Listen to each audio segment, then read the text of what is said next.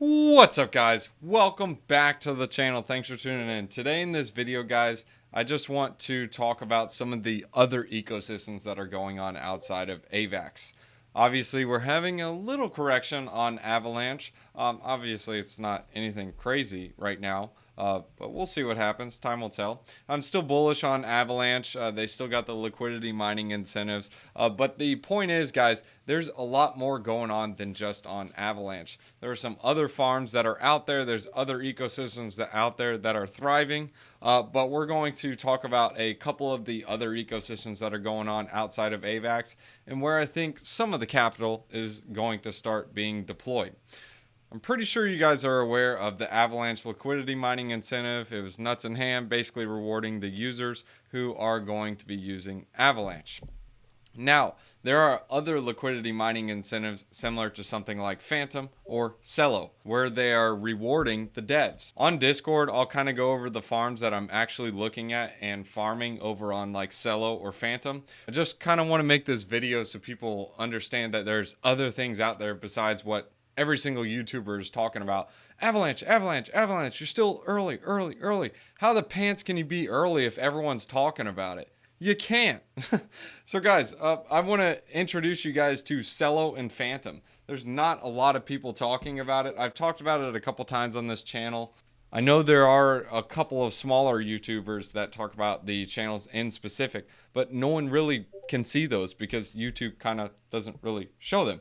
But on Celo, they have a couple of really awesome protocols. I'm going to be having one of the devs coming on the channel. It'll either be later this week or next week, so I'll have that interview coming up. But on Celo, you got so many different dApps. I mean, Celo's got about 23 dApps right now. There's going to be more coming. I mean, you can bet your buns. But this is just like a earn protocol. So if you guys are nervous, scared about the markets, well, that's fine. You can do any of these like micro work to earn CUSD. So you can basically do these little different bounties and get some free Celo. The Coinbase one's not too bad. You can actually get some free Celo over there, or you can get some CUSD. I've done the Coinbase and the Gitcoin, but I haven't done the other ones. But still, you can play around with them and use them. Here's a couple of the DeFi dApps that are on Celo that you guys can use. Uniswap, you got Cash, you got Creso. Creso is coming soon. It's not launched yet. This one I thought would be interesting. I wish it was still up, but hey, you know what happens to some of these farms. Next, you got Moolah Money. I really like Moolah Money. He's one of the devs I'm going to have on. Movis, you can consider this just like your cross-chain bridge and being able to bridge funds onto the chain. I've already done a full video on Movis and Uniswap, so you guys can check both of those out. And I do like Cash. It's interesting. It's like Tornado Cash on Ethereum, but it's something you can play around with as. And of course, you got Sushi, like the OG. They don't have any liquidity mining incentives going on. Time will tell. We'll see what will happen. Me personally, I wouldn't recommend it, especially if you're bullish on the Celo ecosystem. You typically look for the native projects. Those ones will take off the most. They'll give you higher exposure to the ecosystem. A good example of this is Trader Joe and, well, Avalanche. When Avalanche popped off, Trader Joe popped off. Hence why Sushi didn't pop off. Well, I mean, why the pants didn't it? Well, it's because it's not the native coin on that. So that's just something to keep in mind as well. So you guys can take a look at all these different ones as well. This is going to be on Celo. I'll have a deeper dive on the Discord so you guys can understand what's going on. And let's go ahead and show you guys a couple things going on over at Fantom. So over here on Fantom, you got a lot of farms. You can actually just check out VFAT tools. It'll give you a huge list of them. I'll explain some of the strategies I'm going to be using as well. I'll do some videos later on this. You guys have already seen a couple of the other videos. The reason I'm talking about Fantom and Celo is because they have a really interesting concept of rewarding the devs. And we have yet to see how that's going to work. We know how it works with Polygon, like when you reward the farmers. They take it, they run. It's almost like a parasite. They suck out all the juice and they leave and they kill the host. So, I mean, I'm not saying it's bad, but it's typically not good. I mean, time will tell. We'll see what happens in the long term. Maybe Matic can recover even better, but we'll see. Time will tell. But I think rewarding the devs is going to be one of the best bets. A good example of this is Ethereum. Ethereum is still pumping and going.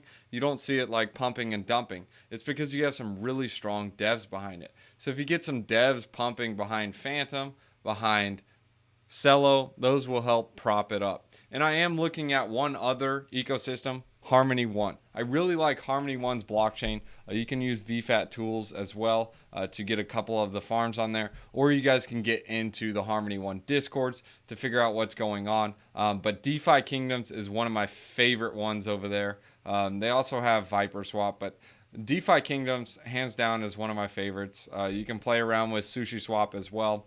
That one's interesting.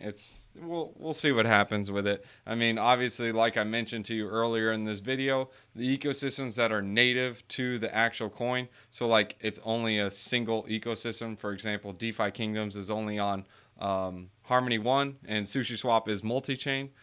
It's going to take off more. It's reflexive. So if Harmony goes up 1x, or I'm sorry, 2x, then, well, DeFi Kingdoms would typically do a multiplication of that. So for example, 2x, they would do 4x. It's not guaranteed to do that, but just take a look at Trader Joe. Avalanche went from, let's just call it 20 bucks, and Trader Joe came from 5 cents. And yeah, just do the multiplication on that. It's nuts and ham. You can't multiply it. What's nuts times ham? Well, it's nuts and ham. That's how you can multiply it. I am also looking at Arbitrum. I do like Arbitrum, being that it's a layer 2. It's got a lot of junk going on it, but there are some farms on here that I really like that are native to it and that are pretty interesting. I'm talking about them in the Discord as well.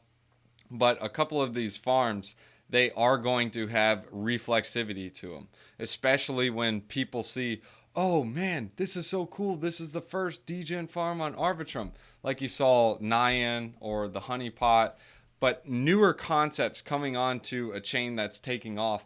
These Ethereum apes are going to ape into it. Why is that? Well, because they got a bunch of money and they don't care. They got Ethereum at a low price. They like to spice up their life a little bit. But anyways, Arbitrum, I am looking at them as well. Now, what's going on Arbitrum? Well, let me just show you guys this screenshot. I put it up on Discord, but just take this screenshot into consideration. Look at this. These are assets bridged away from Ethereum. Where do you see most of them going? Well, you see Arbitrum, huge chunk. But you guys are like, wait, it was only RB9 and that one other one, Carbon Swap or Carbon Fi, whatever it was. It was just like a massive pump dump chunk. But the point is, like, there's a bunch of people, there's a bunch of money bridging over there. You also have, well, Polygon. Polygon's got a bunch of money. It's from the liquidity mining incentives. Obviously, it'll start losing some, etc., as more people move from rewards. But people are still going on to Polygon because this is the go-to chain because it's got low gas fees. Avalanche finally lowered the barrier to entry because they brought their gas fees way down. They had an upgrade and an improvement proposal. You guys have probably noticed that on your wallets. This happened about a week ago or whatnot. But the gas fees are way lower now on Avalanche. Now they're only like a couple, like 50 cents or something. Polygon is still fractions of dirt. Avalanche, you can see the bridging data right here. That's pretty big. Now look at Fantom. Fantom is doing pretty well. But that is specifically on AnySwap, guys. That's only AnySwap. In my opinion, there is even more. Same thing with Solana. This is only the wormhole, and I'm sure there's more. But take a look at Harmony. Very small sliver, and a small sliver on Optimism. So obviously, Arbitrum is winning the race a bit. But the reason why I'm talking about Harmony and Fantom, in addition to this, even though the bridging data is low, is because, well, if the bridging data is low over there and everyone's flooding in Avalanche and diluting the rewards for the other users, well, what happens when you get lower rewards and you can get higher rewards elsewhere? You move where the money's going. So in my opinion, we're going to see a big jump in Fantom as well as in Harmony 1. It's just a matter of time. And I know I mentioned Celo. Celo's not on here, but Celo's got like $1 billion in TVL. It's starting to get on people's radar. The bridging data isn't shown on here. But guys, I'm super bullish on Celo. That one probably would be the number one I'm looking at because we've already seen a huge influx of Fantom. It's kind of like not cats out of the bag. It can still run. It in my opinion, it will still run. But Celo is like, in my opinion, one of the ones that's kind of like underlooked. It's like that redheaded stepchild. But anyways, guys, if you guys enjoyed the video, tell me what you guys thought of the video. If you guys think I'm a complete and utter moron for thinking this junk, that's fine. You guys can tell me that too. If you think it's a good thunk, well then great. Go ahead and make a comment about that as well. If you guys would like to join the Discord, you can sign up. It's in the description below. You can also join Telegram. Telegram is free to join. Discord is paid to join, so keep that in mind. And then mainly on the Discord, you'll be hearing what I'm actually doing, hearing more about some of the farms and so on. All right, guys, so I want to sum up this video with this statement. I'm not saying that Avalanche, the rush is over. In fact, I still think there's a lot of room to run because we still have Aave coming in, Curve, etc. Obviously, guys, everything's relative to the market. So if Bitcoin loses its panties, well, forget it. Don't even listen to this video. But if Bitcoin either sits stagnant or, well, gets its panties and turns them into boxers and maybe put some pants on, well, then maybe it will be, well, nuts and ham again. But I go to say this, that I'm not fully leaving the Avalanche ecosystem. There are a couple of options you can take profits. And I know a lot of you guys are like, well, I don't know how to sell. I can't. It is hard to sell. Believe me. The hard one thing that's harder than buying is actually selling. Trust me, guys. You get on 10x gains and then you're like, oh, I should sell. Wait, no, I can't do that because it could go to a 20x. I mean, why not? I already did 10. But at that point, when it goes down to a 5x, then you're like, well, I can't sell now. I was at a 10x. So I'll wait till it gets back to 10x. Then it goes to a 2x gain. And then you're like, oh, man, I was just at a 5x. I'll wait till it goes to 5x and then I'll sell. And then it goes to break even. Then you're like, what the snap, dude? This is horrible. Should I hold? Yeah, I got to hold because I was just at a 5x. Maybe I can at least get a 2x. Just try to get some sort of profit out of it and be okay. And then it goes to negative, and then you're like, where's my McDonald's hat? Guys, that's the point. Is it's hard. So there are a couple of options you can force yourself to sell. One of them is, well, you just deposit it onto, let's say, for example, Aave. If a good example using Aave is using something like Ethereum. You can put Ethereum on one side, borrow a bunch of stables, and yes, you'll borrow about 85%, but it'll put a 15% buffer. So if Ethereum drops down about 15, 16%, it'll liquidate your position. You'll lose your Ethereum, and you got a bunch of stable coins. Good for you. You just force yourself to sell. Good job, Johnny. Or you can take the second part, which is the latter, which is you can provide liquidity with a stable coin. Yes, this is not fully selling, but it limits your downside and it also limits your upside. So instead of when it goes down 10%, it'll actually only go down about 5% because your pools are 50-50. So it's actually automatically selling the pairs. So the option you can do is, say, for example, you have 100 AVAX, sell 50 AVAX at the high point or whenever you want to sell, and then put 50 of whatever or 50 of the AVAX and whatever the amount of stable coins it is for 50 worth of AVAX, pair them together and earn interest on it. You can do that as well. So there's different options you guys can use for playing that, or you can just simply say, all right, I'm gonna sell 20% now, and then a week from now I'm going to sell another 20% regardless of the price. I don't care. I'm just going to sell, and that's what you can do. And finally, the last thing you can do is, well, you can set a limit order. Some of these dexes do have limit orders, so you can set a limit order to automatically sell it for you. But I want to talk about why I'm not fully leaving Avalanche. Well, because Avalanche is still at about a $13 to $14 million market cap. So it isn't huge. It isn't small. Because the reason why I say that is I'm comparing it to Solana. Solana's got about a $40 billion market cap. Matic, on the other hand, at its all-time peak, like when it went to its all-time high, let's see, what was this? At its peak all-time high, went to about, it was close to a $20 billion market cap. So that's something to factor in.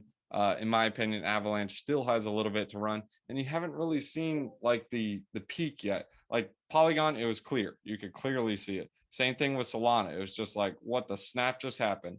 Avalanche is more so, it had a peak, but it never like all-time high peak type of thing. And that's also why I'm kind of moving some funds into Fantom and Celo, and Harmony, like I mentioned in this video, is because the Fantom market cap is only about 3 billion. The Celo market cap 1.8 billion. Harmony 1.5 billion. So you can factor that in, like it has room to run and the downside is lower. Avalanche downside is greater. So right now we're factoring in risk reward. But let's go and leave you guys with a wisdom one line. Proverbs chapter 16 verses 32. Better a patient person than a warrior, one with self-control than one who takes a city. Amen to that. Get patience and self-control.